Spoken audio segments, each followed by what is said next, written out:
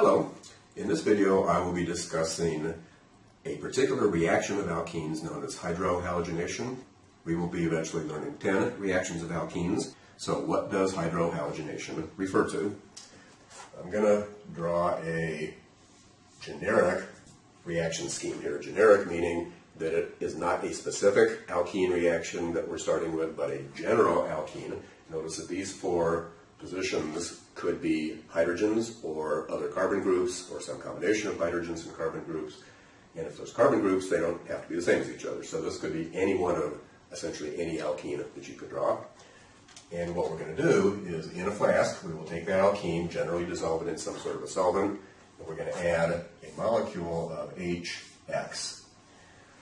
Now the X in this case stands for chlorine or bromine. So this reagent that we're using here is either hydrogen chloride or hydrogen bromide. Generally that can be hydrochloric acid or hydrobromic acid, or sometimes it can be added directly as a gas rather than as a solution in water. In any case, remember that HX means HCl or HBr. They both work the same way, so we're going to use X as a generic symbol to stand for chlorine or bromine. You might wonder, could we use HF and could we use HI, since fluorine and iodine are both also in the same column with chlorine and bromine? The answer is they don't work as well, so generally we're just going to use HCl or HBr. And what's going to happen is pretty simple. The hydrogen and the chlorine or bromine will split up. One of them will attach to the carbon, the other one will attach to the other carbon, and the double bond will become a single bond.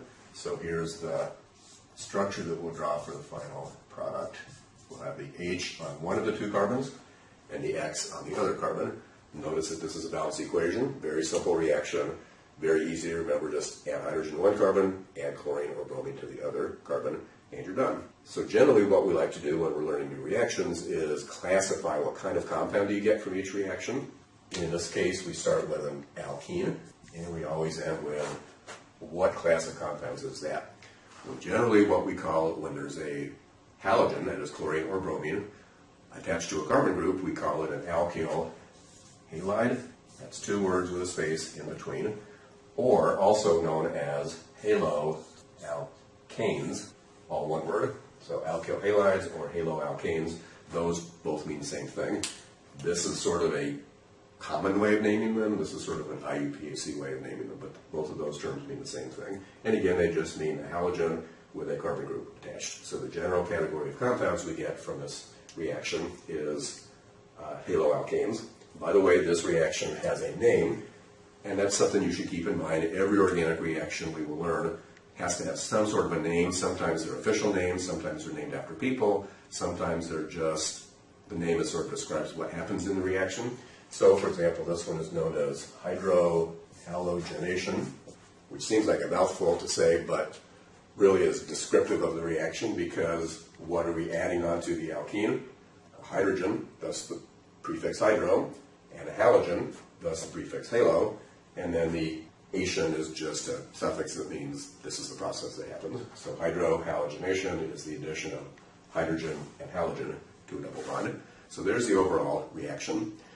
And this is again in what I would refer to as a generic format, not being a specific alkene or a specific alkyl halide to finish up with. So let's just do a couple of examples here, and then we'll see where it can get a little bit more complicated than it seems at first.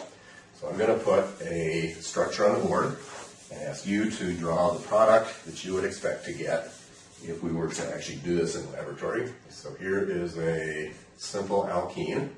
And you could name that, since you know how to name alkenes. You would, if you thought about it for a minute, call that 2-butene, because it's 4 carbons, double bond at the second of the 4 carbons, and so it's 2-butene. If we add HX, let's make it specific. Let's add HCl to that molecule. By the way, I'm using a notation here that's a little bit different than the one I used a second ago. The one I had on the board a minute ago was a balanced equation where we put everything that's being added on the left-hand side and everything that's being produced on the right-hand side. This is a shortcut notation that organic chemists use a lot. They'll just write the reagent over the arrow. Sometimes they'll also put other things over or under the arrow, like temperatures, solvents, times. They'll even say 2 hours or 5 hours or however long it takes the reaction to happen.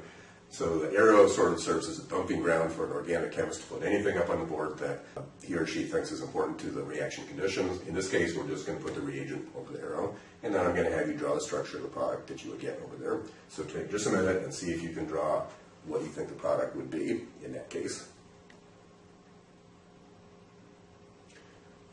What we're going to do is take the CH3, the CH single bond now, CH3, and we make it into a single bond because we need room to add the hydrogen and the halogen.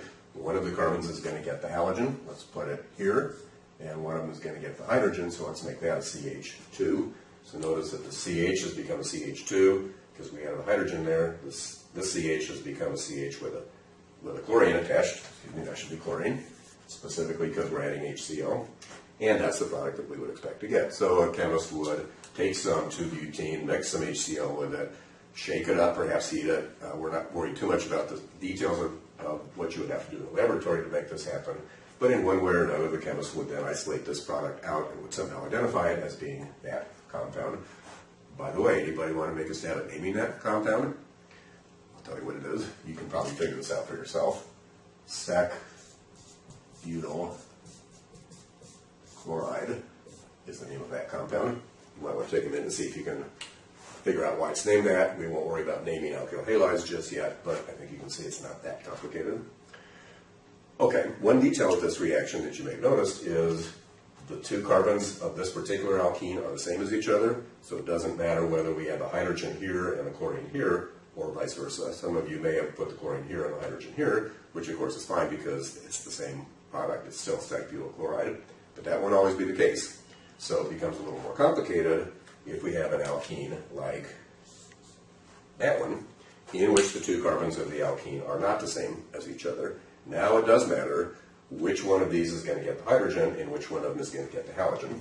Just to change things up a little bit, let's make it HBr. And let's see if we can predict what the product is going to be. Now you've probably tumbled upon the fact already, if you thought about it for a minute, that you don't know, is the bromine going to go here and the hydrogen there, in which case we get one particular product that goes right them both out. If we put the hydrogen in one place on that carbon, so that becomes a CH, this becomes a single bond. The CH picks up the bromine, and the CH3 is still there. That's a possible product.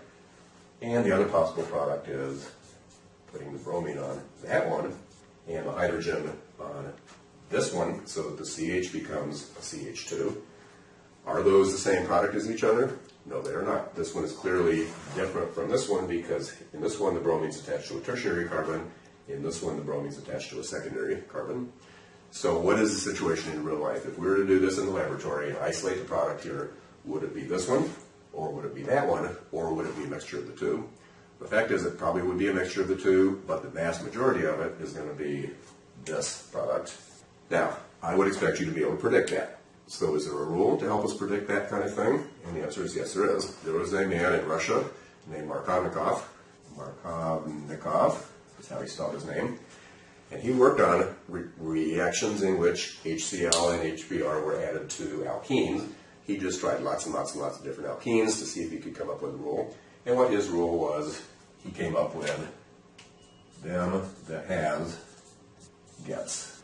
Meaning, whichever carbon of the two carbons of the double bond has the most hydrogens already, that's the one that's going to get the new hydrogen. So notice this carbon doesn't have any hydrogens already, and so it ends up not getting the new hydrogen. Instead it gets the bromine. This carbon has one hydrogen already. It ends up getting the new hydrogen and becomes CH2.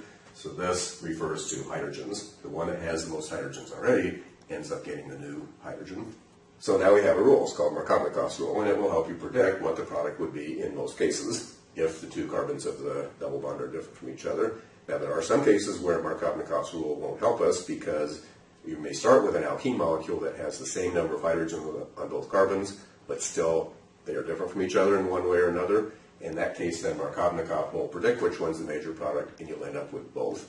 I won't give you an example of that right here, but I would strongly urge you to see if you can come up with an example like that yourself. That is an alkene to start with, in which the two carbons both have the same number of hydrogens, say one hydrogen on this one and one hydrogen on this one, but are different from each other because the two groups on the ends are different from each other, and see if you can draw the structures of both products and see if they're the same as each other, and notice that the Markov Mikasa rule won't help us in that case, so I'll leave that to you. But now that we have the Markov Mikasa rule, we'll be able to predict a major product in most cases. So let's do another example. Let's do a ring. What if we start with cyclohexene, in which we have a methyl group attached to the double bond on one of the two carbons, but not on the other carbon of the double bond. And let's add HCl to that molecule. I'll give you a minute and see if you can figure out what the structure would be. You might want to pause the video right now and work out, draw the structure of the product, and then restart the video and we'll reveal the answer. Welcome back. How are we going to do this problem? Well, we know that one of these two carbons has to pick up the hydrogen and the other one has to pick up the chlorine. The double bond will be gone. So let's write the skeleton of the molecule. Keep the CH3 there, but not put the double bond in. Now the main question is, where will the chlorine go? Well, remember the rule, them that has gets. How many hydrogens does this carbon have already to begin with? None. How many hydrogens does this carbon have to begin with? One. It's not shown there, but remember in these polygon figures, it's not always going to be shown. So this one has one hydrogen, this one doesn't have any hydrogens. The one that has the most hydrogens already is going to get the new hydrogen, so that becomes a CH2. You can draw in the two hydrogens there, or you can just leave it as an angle, which suggests two hydrogens there. But the important thing is that the chlorine is going to add on to the other carbon that doesn't have the hydrogen already. So we'll end up with a chlorine at that position. So there's the product that you should draw. If you want to, as I said, leave two hydrogens there, that's fine. Or if you want to just not show them, it's implied that those hydrogens are there. Now I think you can probably predict in just about every case, if you start with an alkene and you add either HCl or HBr to it, you will be able to predict what the product is. And you should practice that with just draw some alkenes and see what you